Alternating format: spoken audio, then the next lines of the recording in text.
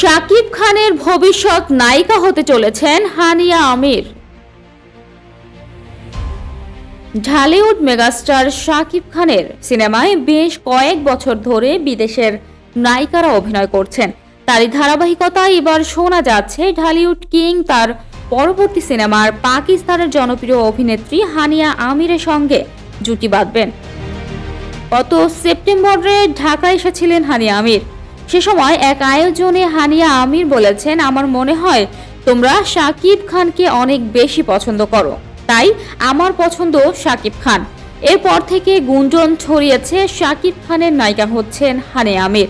বিষয়টি নিয়ে চর্চার মধ্যে শাকিব খান নিজেই জানালেন আসলেই একটি সিনেমা নিয়ে হানিয়া আমিরের সঙ্গে কথা হচ্ছে। সম্প্রতি কন্টেন্ট ক্রিয়েটর রাফসান দা ছোট ভাইয়ের একটি ভিডিওতে শাকিব বলেন, তোমার অনেকগুলো ব্লগ দেখলাম আমার ভবিষ্যৎ হিরোইনের সঙ্গে হানিয়ার সঙ্গে। এরপরে এক প্রশ্নের উত্তরে শাকিব জানান একটি সিনেমার জন্য তার সঙ্গে কথা চলছে।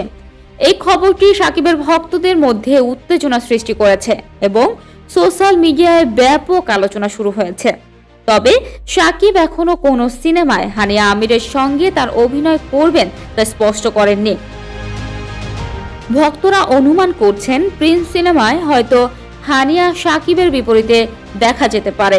আবার কেউ কেউ বলছে নতুন রোমান্টিক সিনেমাতেও তাদের একসঙ্গে দেখা যেতে পারে। এদিকে শাকিব সোলজার সিনেমার শুটিং শেষ করে ডিসেম্বরে প্রিন্স সিনেমা শুটিং শুরু করবেন। এরপর আগামী বছরের ফেব্রুয়ারি থেকে তিনি আজমান রুশোর নতুন সিনেমার শুটিংয়ে অংশ নেবেন, যেখানে শাকিবের বিপরীতে নতুন মুখের খোঁজ চলছে।